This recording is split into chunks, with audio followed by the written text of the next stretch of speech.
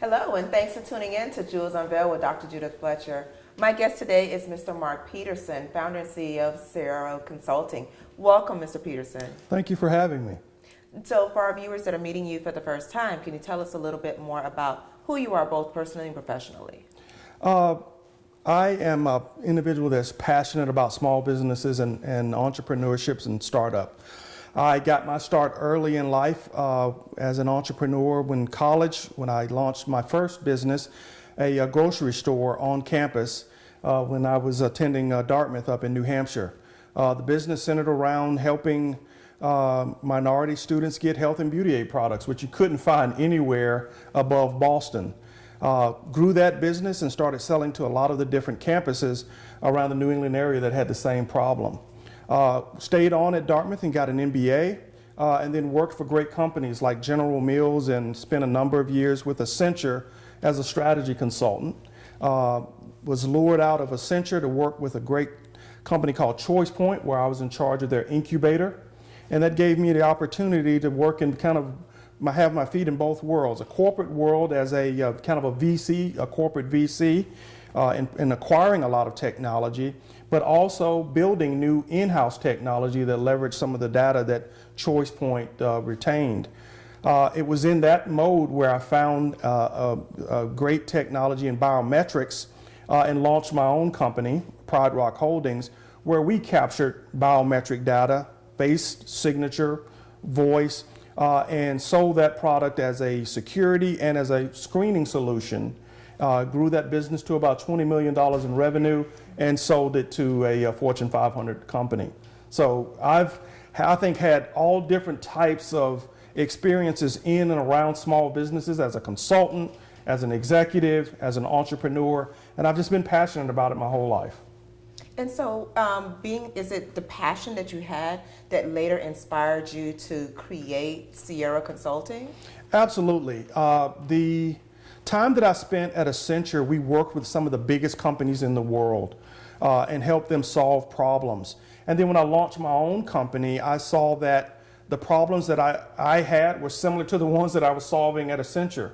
So small businesses, the difference when they have an inventory problem and an inventory problem at Walmart is just a number of zeros behind the expense. And when I saw that, I felt compelled to build a firm that could help small businesses take on the giants. And that has been kind of my mantra. I want to help those Davids get out there in front of Goliath and figure out what their unique slingshot is to bring that giant down and create some wealth for themselves. That's amazing, because there's so many entrepreneurs that are out there looking to create something new, something innovative. And for someone such as yourself, who has had so many successes from different businesses that you either helped to launch or you helped to manage. So for you to take that passion, that desire to see others succeed and take what you've learned and help to encourage others using that as your inspiration to create Sierra, which is amazing.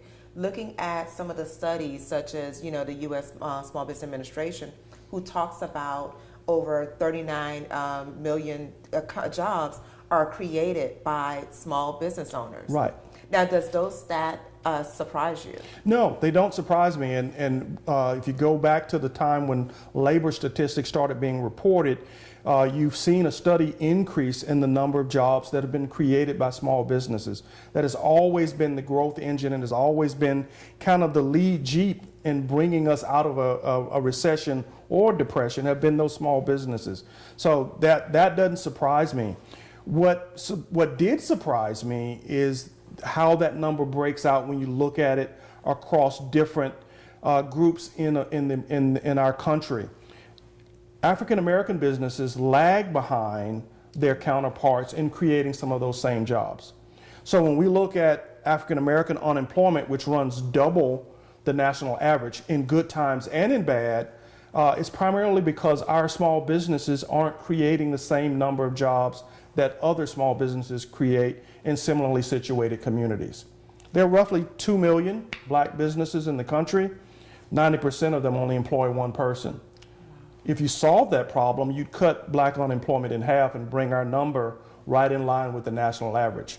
So we really have an opportunity to make some significant change if we can get some of the things that we're talking out to all the people who are starting these businesses. And I can't wait for our viewers to learn so much more about how they can be part of the study of the statistic of increasing those job growth, especially in the African American community. Absolutely. We need to take a quick break. So to our viewers, don't go anywhere. We'll be right back.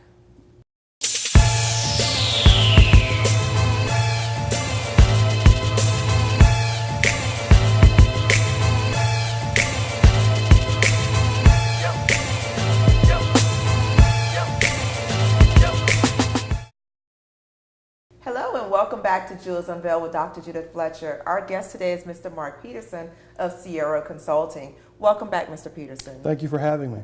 So I know we were talking about some of the alarming statistics of small business growth and how it's been helping to increase job for other communities. Unfortunately, African American communities have not really seen a huge growth in that particular area. Right. But I understand that you also have helped to work as well as create businesses within an incubator. Correct, I have. And I know many people are watching are thinking, what is an incubator?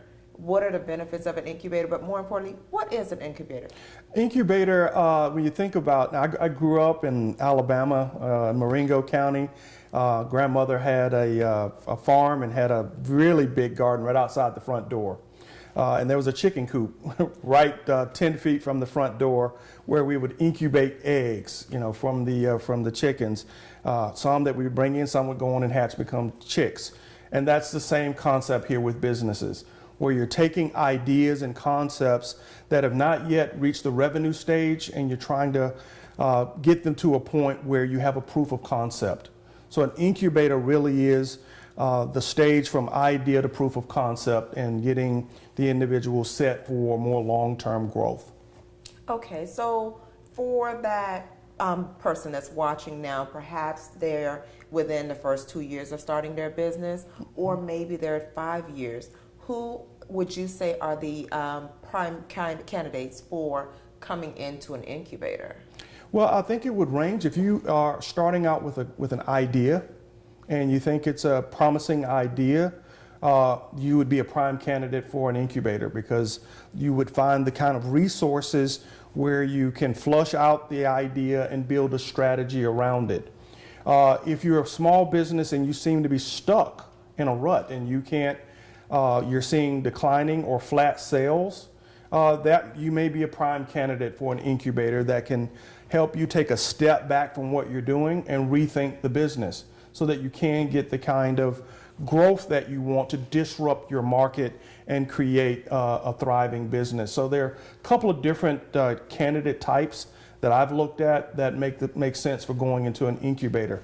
But the most important, work that you do there really is figuring out that business model. You may already have one. It may not be completely baked or incubated. So it may be time for you to go in and spend some time around other successful entrepreneurs who can help you revise your strategy. Now, with an incubator, are incubators only housing 1 to 2 businesses, or are there multiple new or growing businesses that are housed within an incubator? Depends on the incubator. It could be 6, 10, 30. It depends on the resources that incubator may have. And typically an incubator will take a certain theme to the types of businesses that they will allow into the incubator, just so they get economies of knowledge that they can share across all the people that are in that particular incubator. So if you're focused on social media, you'll find a lot of those types of incubators and accelerators on the West Coast, because that's where they're kind of a lot of that knowledge and resources and expertise is located.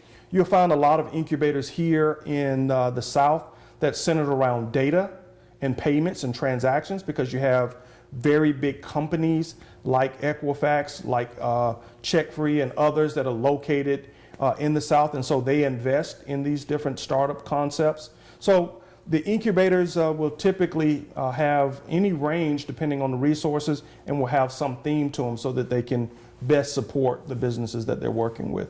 So how would an individual, an entrepreneur, go through and identify how, what is the best incubator for them within the stage of their business growth? Very good question. I've worked with a couple of local startups, and one of the things that we get them to do is to be a participant in just about every pitch contest that they can be involved with. Essence has a great one where they give away $50,000 in cash and services to the winner of their pitch contest. But the most important aspect of the pitch contest is the networking that takes place afterwards. And you'll find a lot of the different managers of those incubators working at, judging, or just attending a lot of these different pitch competitions.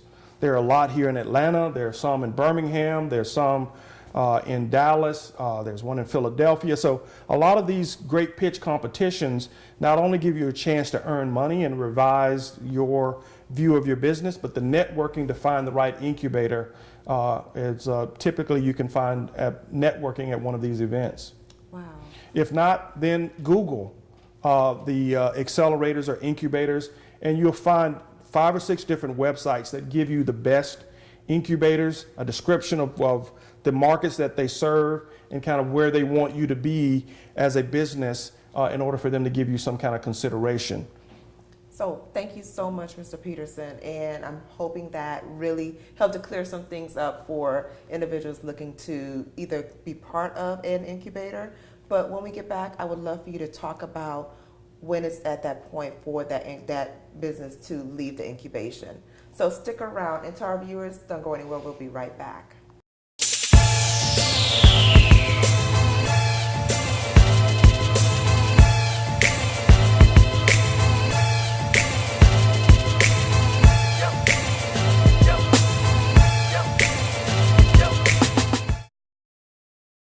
Hello and welcome back to Jules Unveiled with Dr. Judith Fletcher. Our guest today is Mr. Mark Peterson, founder and CEO of Sierra Consulting.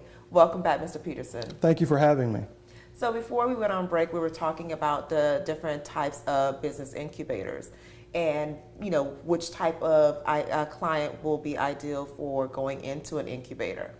Now, I'm only assuming this, but how many times are businesses that have gone into incubators have gotten comfortable and decided that I'm not ready to let go, I'm not ready to, leave this safe net? Right. How often do you come across that? And if you could provide our viewers with some key tips to really identify when it's time to leave the nest, when it's time to leave that incubator and branch out. Well, I think families see that a lot with kids. They Yes. come back home from college and want to incubate in the house. Exactly. You do see that a lot. And just like with the failure rates with small businesses, many incubators and accelerators don't expect every business to succeed and come out of the incubator. That really is a proving ground for kind of a thumbs up, thumbs down, you're ready to go. When you're in the incubator, when you know it's time to leave, is when you know that your business is scalable, that it's ready to actually grow into a going concern, and that you can finance its growth out of its free cash flow. When we started Pride Rock, we were fortunate enough to have a business model that the cash flow from the business financed the growth of new capital, of new equipment that we needed to keep the business growing. And when that model hit the tipping point, and that was when we had about 5 or 6 customers, we could pay all our employees and finance the growth of new equipment without having to borrow any money. That was the point when I said, we're business. We're ready to leave the nest, to start thinking about getting out of our garage. And we were well past $1 million in revenue at that point. So that's the kind of the litmus test for a business in the incubators. Are you ready to scale? And for different businesses, that means different things. If you're a technology business, do you have a production platform that can sustain 1 million, 2 million, 3 million concurrent users? Or if you're a baker, do you have a commercial kitchen and a packing procedure that can get your cookies through the oven, 50,000 of them out to Walmart, within a week? If you can't handle that, you may not be ready to leave that incubator yet. So in that plan that we talked about, a business plan, all of those key metrics will be defined, and the milestones of when you are ready to leave that incubator typically are laid out for you by the people who manage that incubator. Now, are there any key like if we're looking at a checklist before becoming part of an incubator, are there key questions that a business owner need to ask themselves before becoming part of a particular incubator? Yeah, there's some basics that a lot of minority businesses just aren't prepared for when they start looking to move into an incubator. First, you got to look at your corporate structure. No VC is going to invest in a sole proprietorship. It's just not, because of the liabilities. So you got to be looking at a corporate structure that allows them some investment vehicle. That's going to be a S Corp or a C Corp or an LLC. Then you have to look at some of the fundamental basics of your tax returns. If you don't have auditable tax returns for 3 to 5 years, again, they can't value your business and they can't determine if they're willing to invest in it. So just those two things alone are knockout criteria that keep most minority businesses not only from participating in incubators, but from getting government grants and supports and contracts that could help grow their business. So I'd start with those two basics, and then once you get those knocked out, the other pieces around getting a sound strategy and a tactical plan are, kind of the next baby steps that you would need to get consideration from an incubator. So, so that's to say that it's okay to take your time and make the right decision. Yes. So it's not a one-size-fits-all for every business when it comes to incubators. No. I mean, there are people here where we reside. There are different incubators that, like I said, start with a concept. You got all the other infrastructure and documentation in place as far as your corporate structure, but you're building the business in the incubator. And so there's not a one-size-fits-all. You got to have $1 million in revenue. I think the most thing you got to have is some of the basics correct, and then a passion to grow that business and a willingness to do the research. And that's simple enough. Simple. You would think, right? Unfortunately, I'm sure not enough businesses are reaching out and connecting with the incubator to help them go beyond that beginning stage that they're at. Well, even if you're not in an incubator, most business owners, business people don't want to go get a mentor. They don't even want people to read their business plan. And that's really what that incubator is doing. They're coming in and they're being an operations mentor. They're being a strategy mentor. They're being a technology mentor. And they're giving you guidance on how to get that business on track. If you're not going to an incubator, you can create one for yourself by having a very good set of mentors who will give you legitimate feedback on your business. With me, for example, we didn't go to an incubator, but I had 5 guys read the business plan, and they told me I was a fool 5 times. It helped me change the business and make it better. And unfortunately, we don't always have the right people around us, but it has truly been amazing having you on as a guest, Mr. Peterson. So for our viewers that are interested in getting in touch with you to learn more, how can they do so? They can contact me through our website at ceyero.com. That's CEYERO.com. Great. Thank you so much, Mr. Peterson. Thank you for having me. And to our viewers, thanks again for tuning in to Jules Unveiled with Dr. Judith.